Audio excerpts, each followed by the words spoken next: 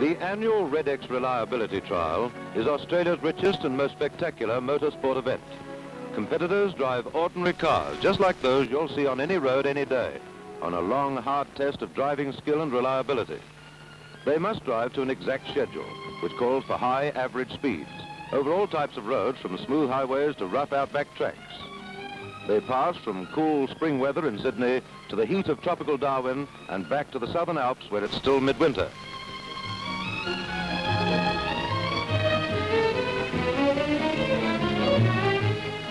This year, 183 drivers competed for prizes valued at over £10,000. The trial was rougher, faster, and 900 miles longer than last year. It lasted 3 weeks, and those who completed the course travelled over 10,500 miles right round the continent of Australia.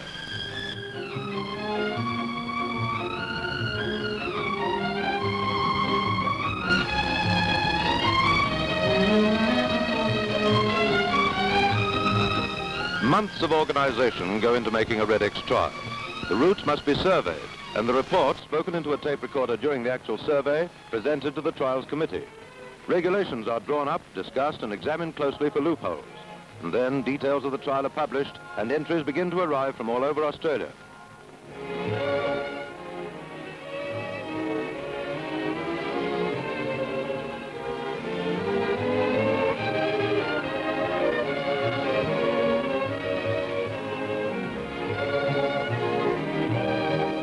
A week before the starting day, scrutineering begins.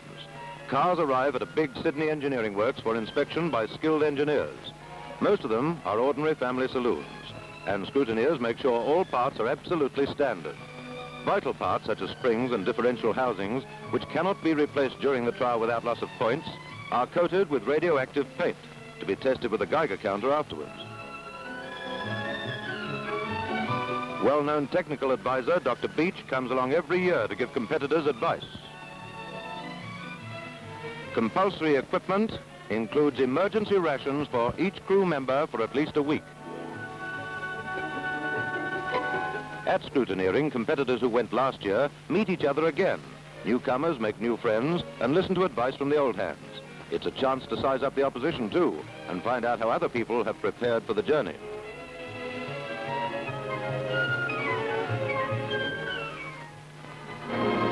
At the start, this most attractive veteran of the last 2 REDEX trials, Mrs. Laurie McLaughlin, signs autographs for small boys, while her husband, Bill, is interviewed by a radio newsreel man. Tom Farrell and John Jones from the Sydney Daily Telegraph get in some last-minute study. Mrs. Shepherd, wife of the founder of the trial, flags out number 1, a Vanguard driven by A.W. Stanfield of Mascot, New South Wales. And then the cars begin to leave at 2-minute intervals. Famous radio man Jack Davey couldn't compete this year, but he came along to wave the boys goodbye.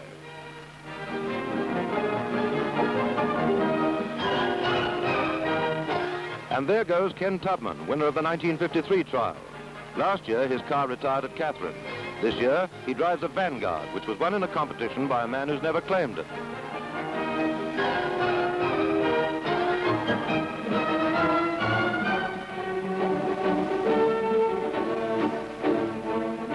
Many cars are painted vivid colors, and most are covered with sign writing. Practically anything you could think of is advertised on some car somewhere in the trial. One features bubble gum, another a super rat trap, while a third urges everyone to buy somebody's sensational new brassieres. Beards are amazingly plentiful this year. At least half a dozen have passed through so far, with less than a quarter of the field away.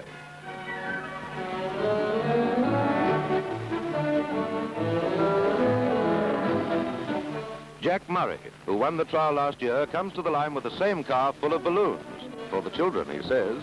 His famous 1948 Ford V8 attracts a lot of attention.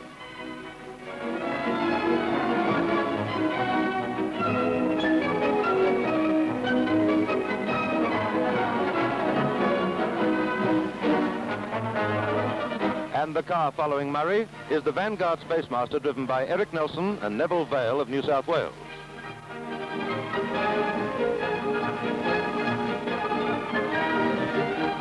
There are only 3 sports cars in the trial, and 2 of them are MGs. Peter Antill, motoring editor of the Sydney Daily Telegraph, has been well up with the leaders in the last 2 trials. This year, he again drives a Plymouth Savoy and is one of the favourites. This Triumph TR2 is the fastest car in the trial, with a top speed of well over 100 miles an hour.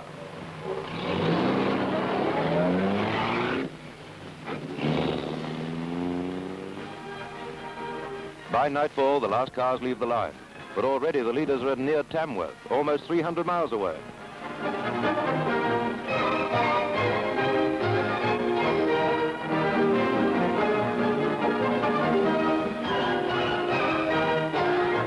In the early morning, the cars pass through the township of Tweed Heads and across the Tweed River, just south of the Queensland border. It's been an easy run from Sydney, on good roads all the way, but already 27 cars have lost points and 2 are right out altogether. One hit a bridge in dust and overturned, was badly damaged and the crew went to hospital. The other car withdrew with serious engine trouble at Glen Innes. Everyone has maintained high average speeds. Most cars have been cruising at between 50 and 60 miles an hour on these smooth bitumen highways.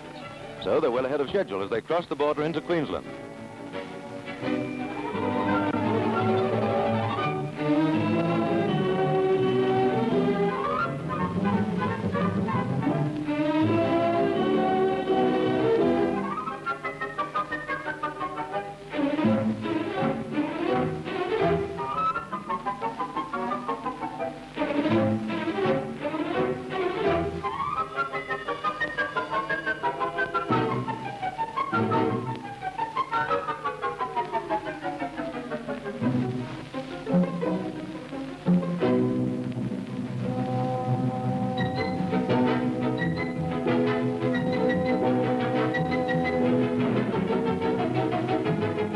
And here's Southport, Queensland's summer playground, where crews will have a 15-hour rest. It wasn't swimming weather when they left Sydney yesterday, but here, over 600 miles closer to the equator, a swim is the first thing nearly everyone looks forward to.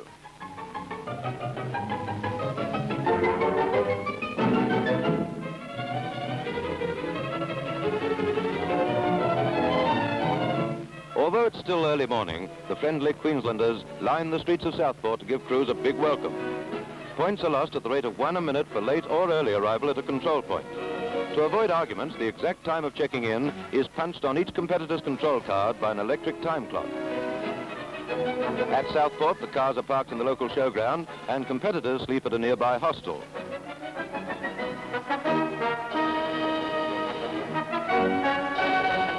But the rest at Southport is soon over and cars head further north towards Rockhampton.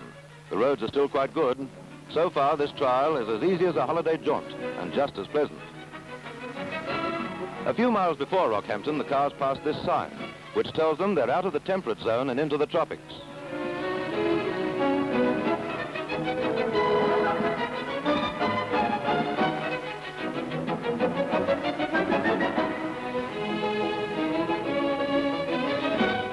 Rockhampton homes are built on stilts. It keeps white ants at a safe distance and is very much cooler in summer. Ken Tubman is first into Rockhampton control with no points lost.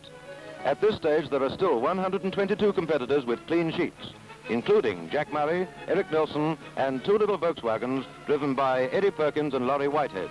6 more cars have withdrawn from the trial. Competitors who are running early get some quick servicing done before checking in. Some change their tires. These specially treaded sand tires can help you through tough spots where extra traction is needed. They'll be useful on the roads that lie ahead.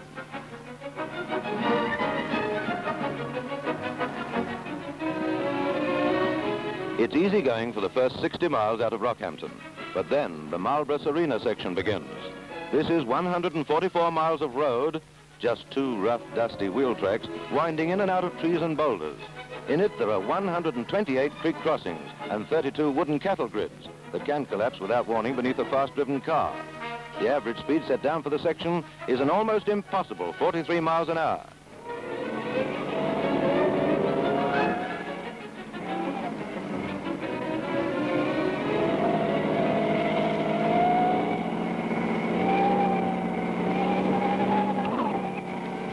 Some drivers decide to get through as quickly as possible and run the risk of structural damage. Others are more cautious.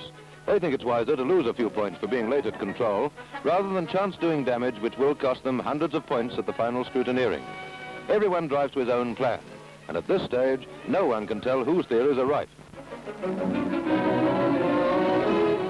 In country like this, you must have a navigator who can pinpoint your position, tell you exactly when the bad crossings and stock ramps are due to come up.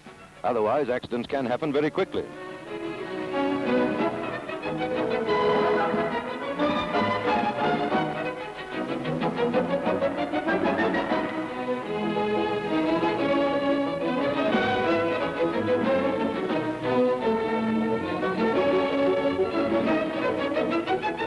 This crossing looks bad, but it's even worse when the stones are hidden by water. Hit one just a little too fast and you're right out of the trial.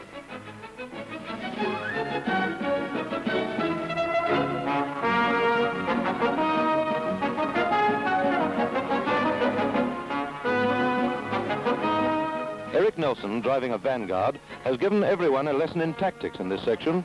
He arrived early at Marlborough Control and sacrificed 5 points.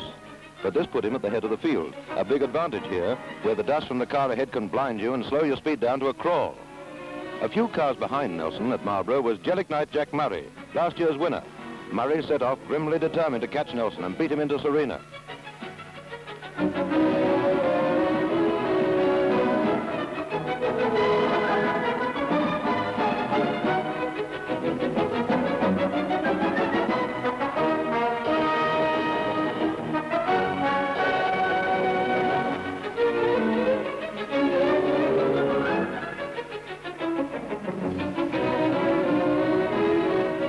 Halfway through the 144-mile section, Nelson is still ahead, keeping to the 43-mile-an-hour average by very hard driving. But right behind him is Murray in the big grey Ford. For mile after mile, he sits a few hundred yards behind, pushing Nelson to his limit. They force their cars along this rough bush track, up and down steep creek crossings, at a shattering pace. Both cars take a terrific battering as Nelson fights to keep the lead.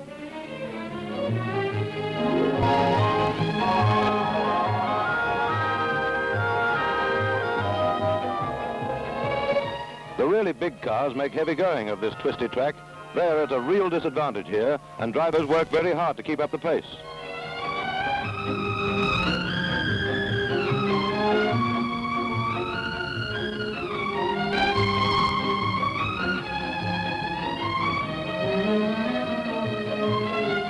This driver's been caught before. He treats his crossings with respect and proceeds with caution. The locals use cars specially designed for this type of country, Model T Fords.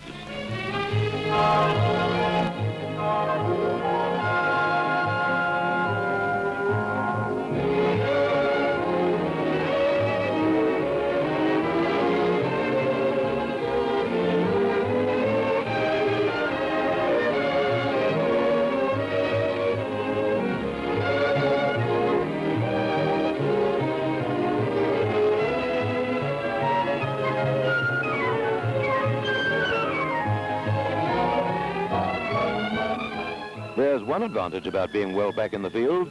If you come to a place like this and there's no one else stuck in the middle, you can assume it's safe to go through.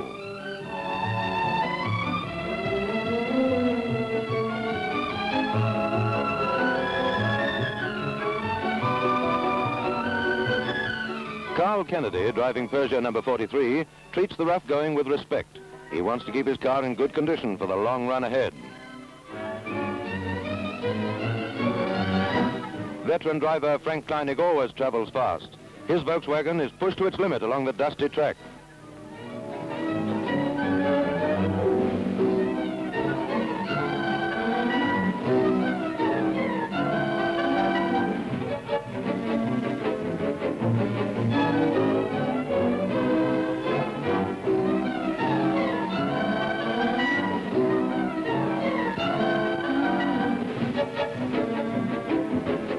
This truck, following the trial for a newspaper, has minor trouble. The MG ran into a gutter fast. A stone flew up and fractured the radiator. Only a complete replacement can fix it, so he's right out of the trial.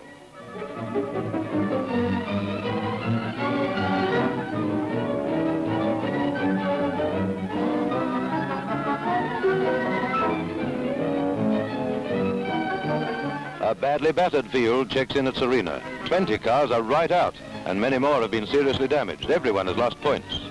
Eric Nelson has done the impossible and got through on time, but he's down the 5 points he gave away at Marlborough. Jack Murray kept with him for most of the way and even looked like getting in early, but a blowout robbed him of his position. He now lies equal sixth with 26 points lost.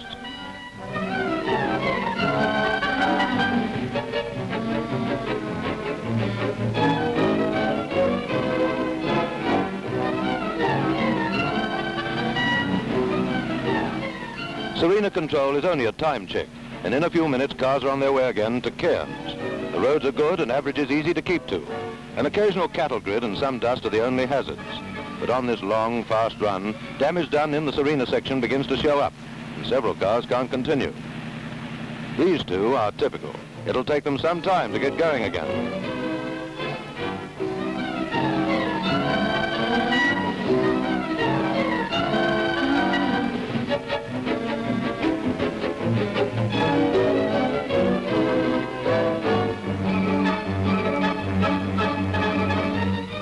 Level crossings are one of the local hazards.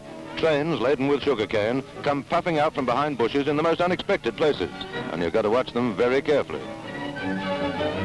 About a mile off the route is the township of Bowen. Some competitors running early make a slight deviation for fuel and food.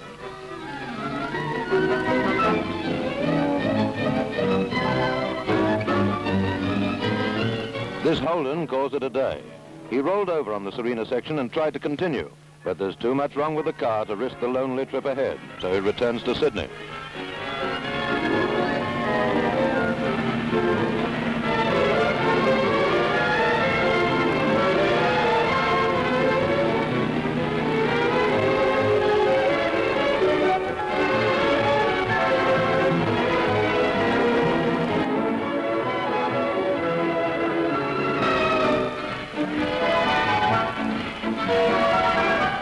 These people drove from a cattle station nearly 100 miles away to watch the trial go past.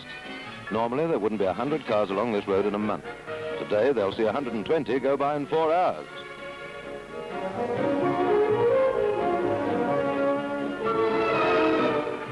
"448 miles west of Cairns is Hughenden, where there's a 2-minute time check. Roads have not been good, and high average speeds don't permit mistakes in driving or navigation. When you're running late, every second seems to count, even though you've probably lost 500 points already.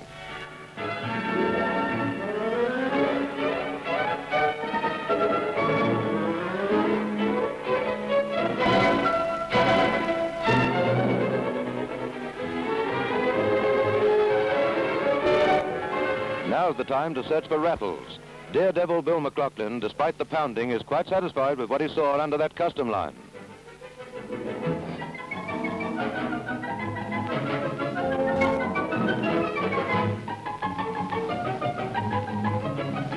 A flat battery is a very small problem on a REDEX trial.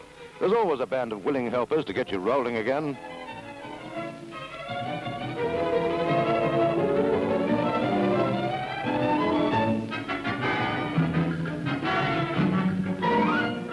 From Hughenden to Julia Creek, the road is bad and the average speed high, so it pays to be careful. It's 50 miles to the nearest garage.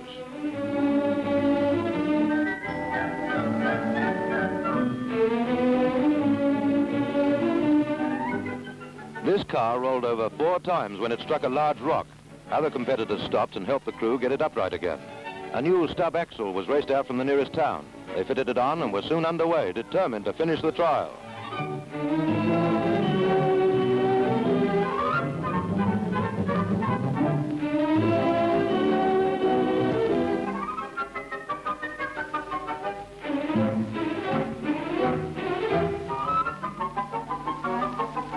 At Julia Creek, the youngsters have a field day. They wait in the main street to cheer each car as it arrives and secure every possible autograph. Some go even further. They organize their own trial with controls, control officials, and even REDEX stickers. In this one, there's no penalty for body damage, and if anyone gets in your way, you're entitled to ram his vehicle as hard as you like, provided, of course, that your own front suspension is tough enough to take it. Here, crews stop to refresh themselves and prepare their cars for the hard run through Duchess to Mount Isa. Everyone will have to drive the last 60 miles into Mount Isa in darkness, one of the roughest pieces of road in the whole trial. At this stage, Eric Nelson, who led the field from Serena, is right out of the trial. His radiator was smashed beyond repair when he hit a kangaroo. Jack Murray has lost another 9 points, total 35, and Victorian Laurie Whitehead leads in a little German Volkswagen. Only another 230 miles to go to Mount Isa and 18 hours rest.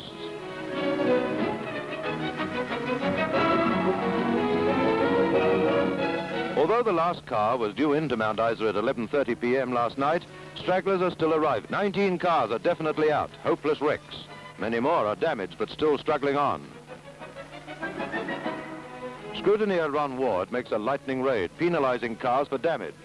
For some drivers, this is the final blow. A mark like this costs 250 points. If you've been going well, it can be heartbreaking.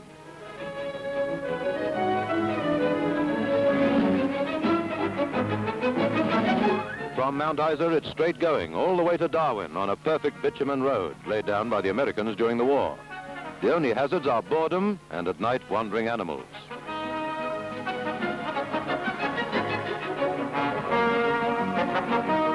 The cars race westward, past the Northern Territory border sign, into a setting sun.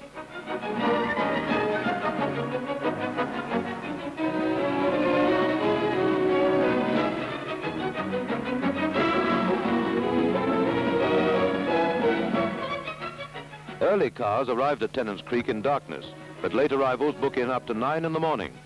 The 1-hour break relieves the monotony of this 1,000-mile drive along the straight, smooth highway. Tennant's Creek is a mining township 600 miles from Darwin and 500 miles from Mount Isa, right in the middle of the lonely Northern Territory. This Holden belongs to the Australian Women's Weekly team. They're all girls, and they've been driving as hard as the experts, despite some troubles which have cost them 1,049 points to date.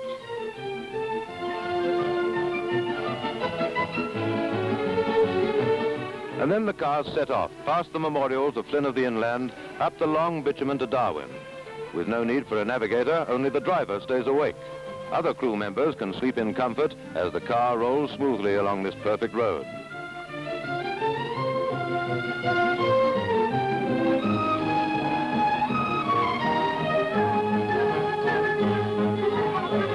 Clerk of the course, Bill Nunn, checks cars at Darwin to make sure they're roadworthy. Despite its appearance, this Zephyr, which rolled just before Julia Creek, passed with flying colors. It has amassed 1,082 points so far, but the crew are quite sure they'll get back to Sydney in one piece.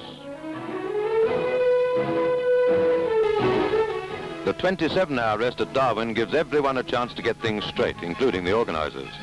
Back at the Central Control Room in Sydney, complete scores, including damage penalties, are added up. Laurie Whitehead's Volkswagen is still in the lead, with Carl Kennedy in a Peugeot second and Eddie Perkins' Volkswagen third.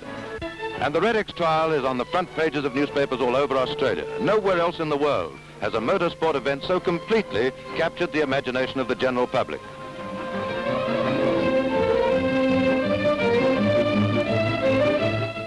Out of Darwin, you have a short run on bitumen to Katherine, and then you're in the rough again.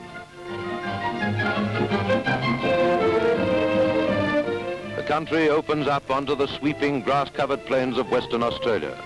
The road is a single dusty track. At times there isn't a tree to be seen. Just miles of tufty grass stretching out to an unbroken horizon.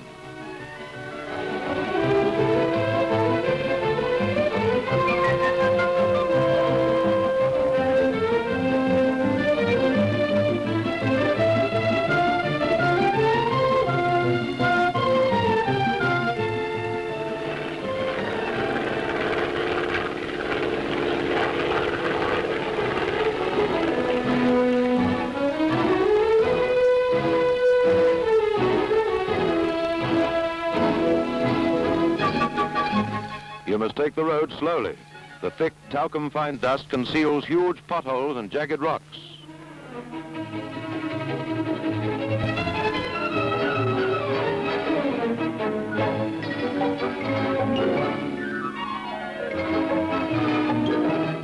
The cars arrive at Fitzroy Crossing during the night. There are no beds for crews here. You just sleep out under the stars. 94 cars left Darwin yesterday. 74 have booked in at Fitzroy Crossing. The other 20 are bogged somewhere along that rough 1,300 miles of road. From Fitzroy Crossing, the cars head off down the Western Australian coast to Perth. An Aboriginal drover is the only person you'll meet for hours. He guides the cattle well off the road to let the cars go past.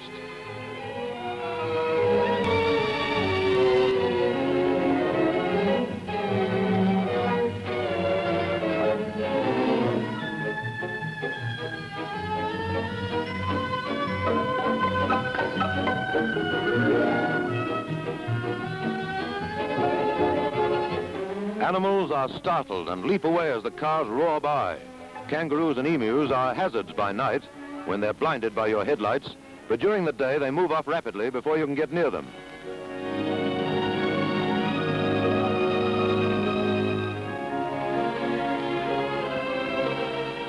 From Perth, you turn east for the first time since leaving Sydney over a fortnight ago and start the run across the vast Nullarbor Plains. The average speed set is 46 miles an hour for the 1,272 miles to Ceduna. But the dirt road is in quite good condition and no one should strike trouble.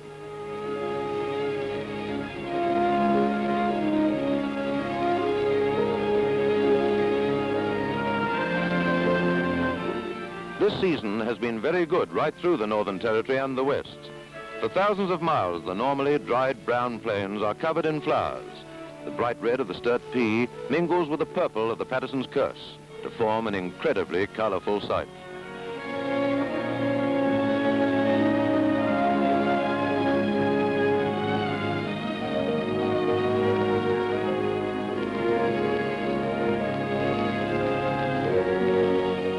Hidden beneath the flowers are the lizards.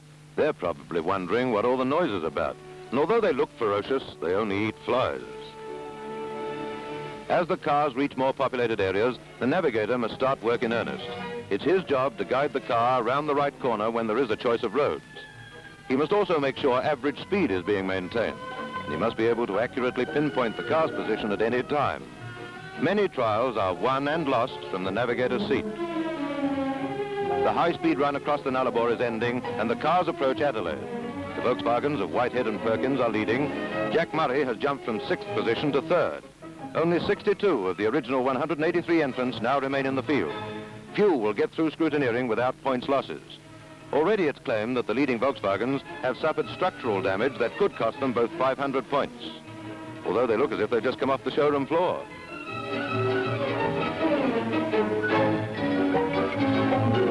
At Adelaide Control, an enterprising electric razor firm does big business with free shares for all crews.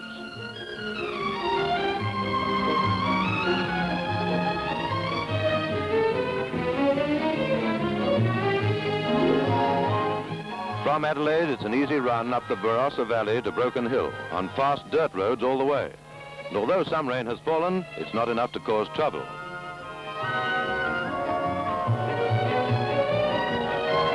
On the second leg of this section, from Broken Hill to Mildura, it's a different story. The rain has kept on, turning the road into a greasy quagmire.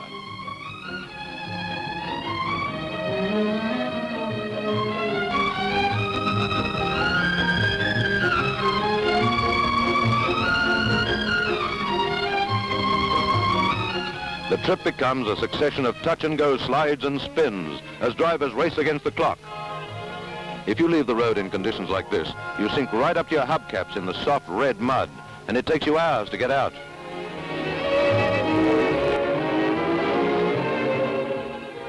The bridge across the Murray River is a welcome sight. Mildura is only a few minutes away now. The mud has made averages hard to maintain, and nearly everyone hurries into Mildura Control. But Laurie Whitehead in Volkswagen number 90 has taken it in his stride. He's 5 minutes ahead of time. But this is only a 2-minute time check, and they're soon off again on the next leg to Horsham. This is a quick, easy run on good dirt and bitumen roads. It's not raining now, although there is still some mud about.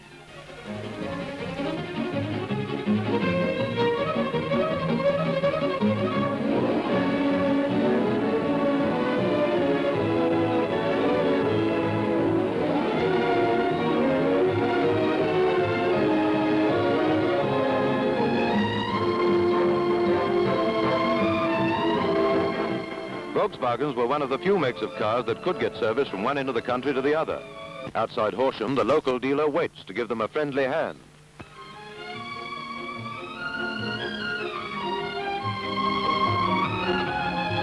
And here's John LaFoe in R.S. Upton's Vanguard. He's one of the most spectacular drivers in the trial and gets a big welcome. Everyone makes Horsham on time. Those who are early fill up their cars for the run to Mount Gambier before checking in at control.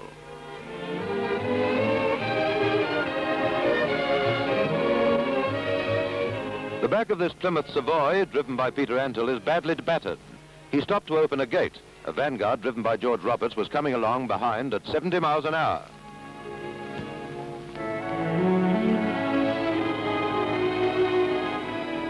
Crowds flock to the control point at Mount Gambier to see the cars arrive.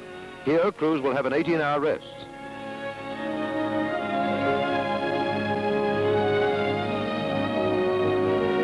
There doesn't appear to be any further need for the emergency rations, so Bill McLaughlin, his wife Laurie, Andre Valinsky, the Namco driver, and Jack Murray open them up and polish them off.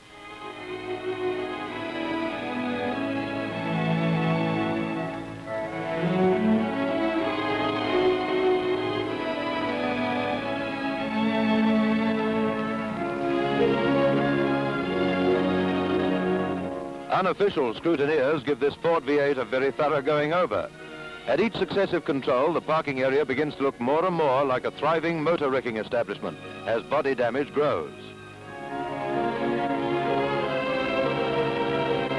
The brothers, Jack and Ray Murray, repacked the faithful Ford V8. With a little luck in the last rough section, they could still come out the winners.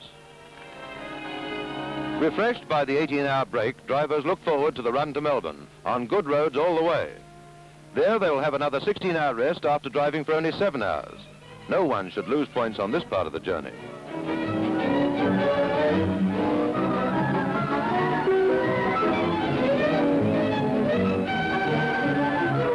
Where the crowd is thickest, the bends are sharp. Wise drivers throttle back for well-populated corners. Some rain has fallen, and although road surfaces are not affected, there is a real danger from wet ignition. If you hit a puddle at the wrong angle and soak your distributor, it could hold you up for hours. There are only 65 cars left in the trial. Nearly two-thirds of the original field is scattered round the route, waiting for parts, trying to do major overhauls under the most primitive conditions, and nursing their sick and battered cars slowly home.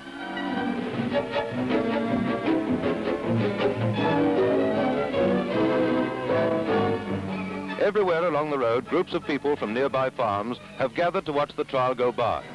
Although this farmer couldn't have heard about it at all. He's trying to move his cows along the road at a most difficult time.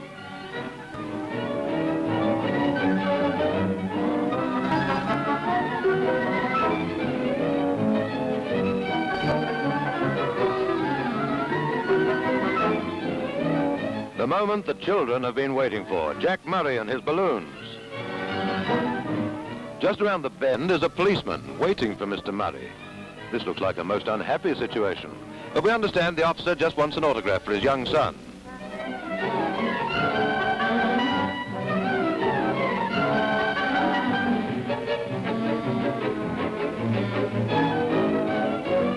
It's Saturday morning in Melbourne, and the last full day of the REDEX trial has begun. This afternoon at 1:52, the first car leaves on the final leg of the journey.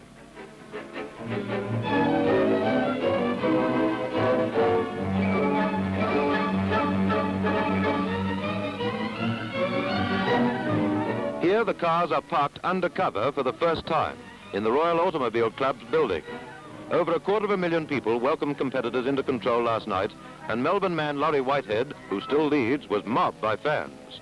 Free soup is distributed to everyone, and Queenslander Keith Fallon finds it just the thing to keep out the cold of Melbourne's weather.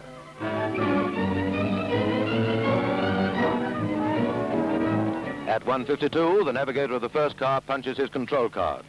The field has been reshuffled here, and it's actually car number 6, driven by Rex Parkinson of South Australia, which is first to leave. President of the Royal Automobile Club of Victoria, Mr. C.E. Clements, shakes hands and flags him away. Thousands of people crowd round the control point. Tens of thousands more are packed in a solid, unbroken mass along both sides of the road for miles out of Melbourne.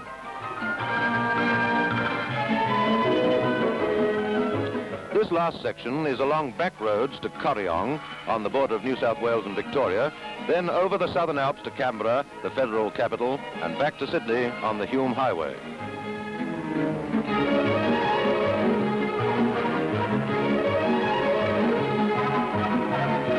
Weekend traffic and the tremendous crowd slow down the cars. The first 15 miles out of Melbourne takes everyone well over an hour. Now the country opens up and everyone drives faster.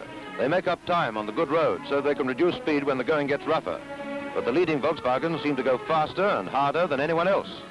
This last section means a lot to them, and Eddie Perkins slides his little car into one corner, corrects and slides it through the next without lifting his foot a fraction.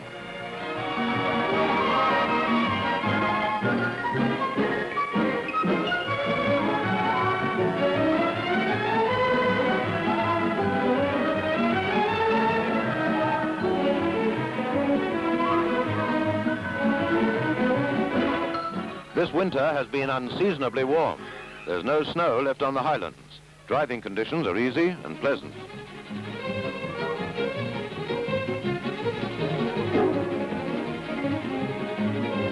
Near the border, a slight detour is made for the flooded Mitter River, but this doesn't worry anyone very much.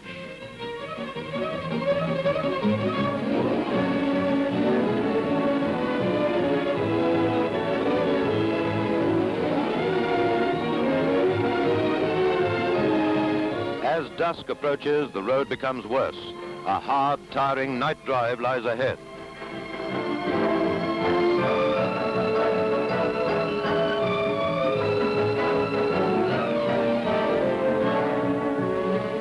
In the early hours of Sunday morning, the cars pass through the small village of Wee Jasper, and in a slight mist run into the most shocking piece of road in the whole trial. It's not much more than a cattle pad winding across a swamp. Car after car bogs down to the floorboards without a hope of getting through. Jack Murray's hopes fade. He's stuck fast and looks like staying there for hours. Bill McLaughlin organizes crews into a cooperative debogging team, and everyone gets to work.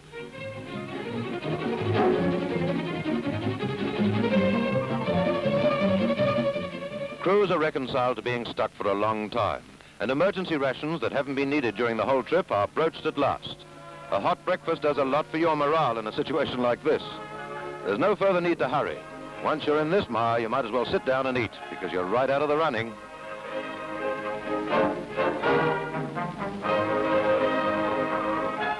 People come from everywhere to help the tired, fed-up drivers.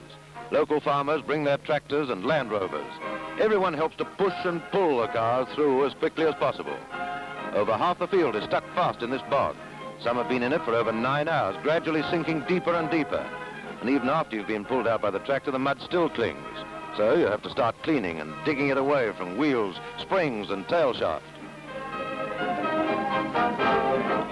Now there are no more bad roads. It's good bitumen and concrete all the way. Through a slight mist, the cars run on to Sydney.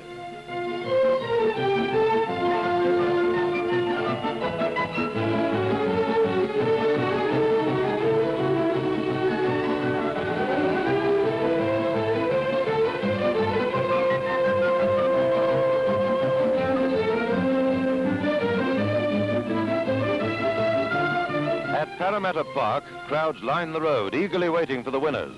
The two little Volkswagens, with only 5 points separating them, have beaten the mud and still lie first and second.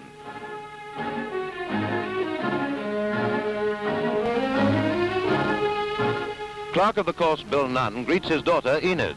She was one of the 3 girls who drove the Women's Weekly Holden. Reading from left to right, they are Helen Fritzl, Enid Nunn and Betty Best.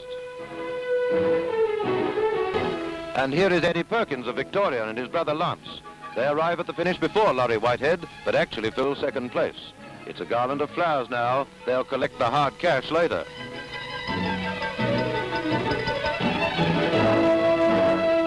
Peter Antill manages to coax his battered Plymouth over the line. The whole chassis was badly twisted when Robert's Vanguard hit the car, but Antill has driven it the full 1,800 miles home in that condition.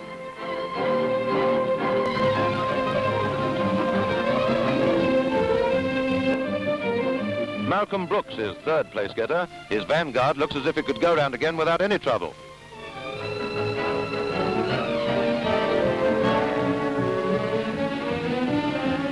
They put Laurie Whitehead and his co-driver Bob Foreman on top of their car so that the crowd could see them.